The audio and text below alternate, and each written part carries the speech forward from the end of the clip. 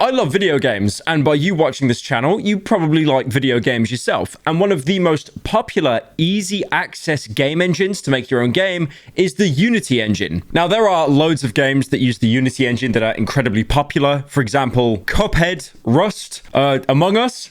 Among Us is actually a Unity engine game. But what I want to talk about in this video is the Unity engine basically just topping itself overnight, completely falling off into the abyss. And that's because the people behind Unity, like most companies, want to make more money. How do we do that? For example, with YouTube Premium, we're basically just going to double our price overnight and give no new additional features. And that's pretty much the same for like every company, every streaming service. Do you want to pay more for Disney Plus? No? We're going to make you do it anyway. And also, we're probably going to remove like 50 shows off the back catalog. So Unity came up with the genius GigaBrain 400 IQ idea to charge developers 20 cents per installed game. So for example, if you wanted to install a Unity game that a developer made, maybe it's an up-and-coming game, maybe it's streamer bait, maybe just your friend made a game, Unity are now basically forcing whoever made the game to pay 20 cents to them per download. Now obviously that is one of the worst ideas to ever exist, and people semi-sarcastically started agreeing with Unity, thinking it was an amazing idea. Like for example, if you don't like a game or you don't like a developer, what you could do is just keep downloading the game on multiple burner accounts, refunding the game or not even playing it, and then basically charging the developer thousands of dollars. Now, the way that you donate 20 cents to the Unity developers is basically through some kind of tier system. It's basically like a Fortnite battle pass, but instead of there being like 1 to 2 good items, there's no good items. So for Unity personal users, which is like the bottom of the barrel, the pond scum, the filth, the muggles from Harry Potter, apparently to start paying, you need to install 200,000 lifetime installs. And then if you hit that criteria, congratulations, your game's done pretty well. But now you owe Unity money. And this can go anywhere from like $200,000. So it really can eat into your profit margins. I do want to say, by the way, I know it's very common practice for like game distributors, like for example, Steam, to take a cut. I think on Steam, it's like 30% or something. It really is quite a lot of money. And that's why you'll notice a lot of games will be an Epic exclusive, so they won't be on Steam. And then usually no one actually installs the game.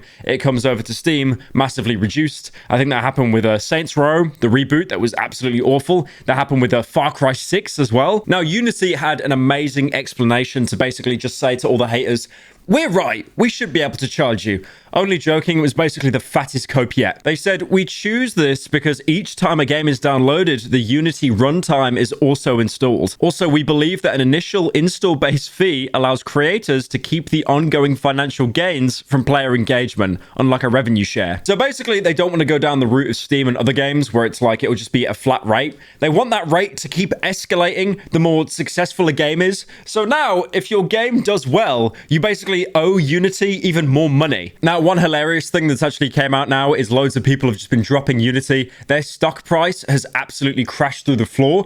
Gary Newman, that created Gary's Mod and also Rust, he's been very vocal on Twitter just saying how much he hates the change and it's just leeching money when it isn't really deserved. But one of the most funny things about this, I did a video a couple months ago called Cruelty Squad, and that game was made by a guy called Vil, but what he was actually using was the Godot engine, not Unity. And now there seems to have been this like huge paradigm shift where everyone is now wanting to start to use the Godot engine, not Unity, because it's just as accessible and they don't have these garbage fees. Also, I do want to say, totally off note, on the main channel, there will be a main channel video in literally a couple days. Like, as of recording this, the video is done. It's ready to go. I'm so happy with it, but I'm waiting for a sponsor to get back to me because I'm greedy and I like money. So here on screen, you can see their timetable, which just looks like the math tutor session from hell. So you can see it goes from $200,000 to even like $1 million if you're using like one of the better versions of Unity. So again, it's like you're using a better version of the software, you're getting more support, you're then getting more money leached off you. Oh, by the way, I'd like to point out as well that Unity devs were already paying because there's like, you know, a monthly subscription plan to be able to use the game engine. That's not changing. They're keeping that and then doing this like surcharge on top of that. And if you're using like a good version of Unity, like a pro or an enterprise one, you're basically paying anywhere between $1,000 to $3,000 a month, not even mentioning the charge. I think the worst thing about this entire situation is one of my editors on the main channel, he actually uses Unity for some game dev stuff. So basically,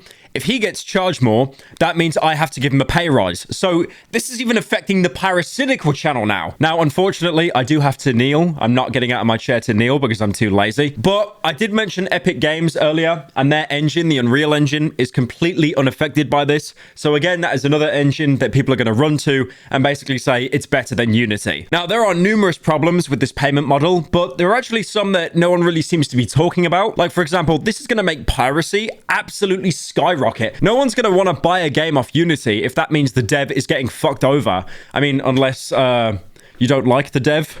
I didn't say that, by the way. A guy called Rami, who was formerly with Vlambeer, he actually was pretty vocal about some of the changes, that this is just going to like completely destroy Unity. There is no way Unity talked to a single developer before launching this. Developing in Unity is now straight up a financial risk for subscription services, charity bundles, piracy, being free to play or going free to play, malicious installs, and giveaways. I do love that, how whenever one of these big changes comes into place, no one on ground level is ever spoken to about it. Like, for example, with YouTube removing dislikes, that is like one of the worst changes the site basically ever had. I feel like we're all kind of normalized to it now, but I feel that dislikes was something really important. I've talked about this before in the past, but obviously the problem is now, like if you're watching, you know, a basically malicious video, an ill-informed video, or maybe even some tech tutorial where you don't want to get a virus on your PC, there is now no way to validate whether it is a legitimately helpful video or not. I'm sure YouTube's thinking at the time was like, oh, well, they're going to watch the video and they're going to come to their own conclusions. No, they're not. Everyone still has heard think regardless. And it's pretty much all but confirmed that when YouTube made that change to remove dislikes, it was probably a couple YouTubers that basically signed off on it. And these wouldn't have even been like relevant YouTubers today. Just those kinds of people that like still have pull or still have clout on like a corporate level 10, 11 years later. A good example is like, you know, when YouTube used to have YouTube Rewind and how much of a just complete mess it was shambles. You'd always see YouTubers that fell off like 10 years ago, but they would always be featured in every single YouTube Rewind. Unfortunately, you do get people that don't really like help or grow, but they just have good contacts. And obviously, this terrible change with Unity has made a lot of game developers question, can we even make games on Unity anymore? For example, there's a guy called Scott Richmond who's with Bright Rock Games, and he basically just went ahead to say like, I don't know if we can even, you know, make this game anymore, because doing so and using Unity's terrible pricing structure, it's going to cost them tens of thousands of dollars just to get the game out. Now, as we know, with stories like this, there will always be the exception. There'll always be special people that don't have to get involved. So this terrible pricing strategy I'm talking about, there are a couple groups of people that are completely immune to it. Like, for example, the US military that apparently works with Unity, they're not being charged because they're exempt. But guys, never fear, because Unity might actually be going back on the idea. Only joking. But they did listen to some of the feedback, which was usually just angry words on Twitter. I mean, honestly, if you go on the Unity Twitter account right now, every single tweet they make will just be ratioed into oblivion. Apparently, after regrouping and discussing feedback, when they say regrouping, I just imagine like they're running away from everyone with the bows and arrows, just this volley fire of arrows trying to kill them. They apparently went back on their stance that uninstalling a game and reinstalling it would not incur an additional charge. Could you imagine having that originally as the business model? I said this at the beginning of the video, like people mass uninstalling games or doing it on burner accounts and reinstalling it and never playing it. That actually, you could have sunk entire companies by doing that. Yeah, guys, I actually don't like Among Us. I think it needs to die. So what I'm going to do is open 45 Steam accounts, keep downloading the game, and then uninstalling it and reinstalling it for 7 days straight. Now, even though they said they're not going to charge for like reinstalls of a game, if you buy a game and then install it on another device, the developer is still going to get charged. So you could do it on a PC or another PC or one of those like Steam Deck things that everyone used for like a day and basically never touched again, much like the Nintendo Switch. They would again have to pay another surcharge for that. Now, there are some very weird loopholes here. Like, for example, if you install a demo, if there's a demo of a game that's running on the Unity engine, there will be no charge for the developers unless it has like the full game packaged inside of it. But then on the other hand, if you install like an early access game, an unfinished game, which is like pretty much all Unity games, let's be fair, there will be a charge on that. So the only thing at the minute seems to be two things. One, you're part of the military, or two, it's a charity game. But then it gets even more confusing because subscription services, like for example, Game Pass, the developers won't get charged for being on Game Pass. The pass will instead be handed over to Microsoft. Okay, I've just had an idea, boys. I'm going to preface this so I don't get sued. In a video game, let's all go onto Game Pass right now. Wouldn't it be really funny? And then if we like bought like a Unity engine game and we kept uninstalling it and opening it and uninstalling it and opening it, and if we did that all together for about a week straight, That could be kind of funny. The results could be kind of hilarious in a video game. Now, Mark Witten, who's like the Unity exec, he basically coped and said, it's not really too much of a bad change because this only really affects around 10% of people that use Unity. I mean, yes, Mark, no shit, it's only 10% of people because most people are like 10-year-olds that install it, they make a game for IT class, and then they never touch it again. That is such a fake number to throw out there, 10%. I did mention Gary Newman earlier, but he basically went on to say that he's going to get charged like $410,000 for Rust for a lifetime fee, and then around $40,000 a year on top of that. Again, not even including the subscription fee. I do like all the memes that are kind of popping up about it though, like this one. Pirate game. Delete it and download it again 9 more times. Company loses $600. But you know what?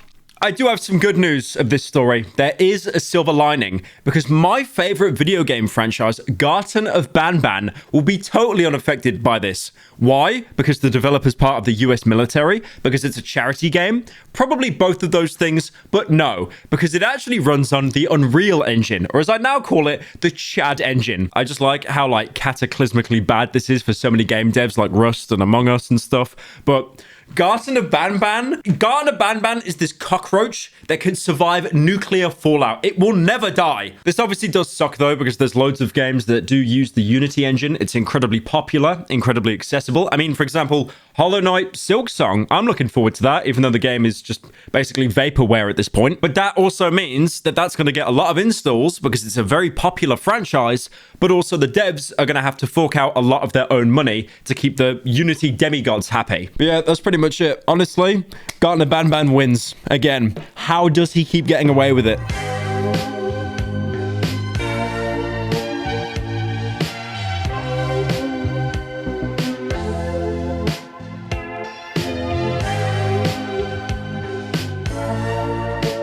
Don't have to worry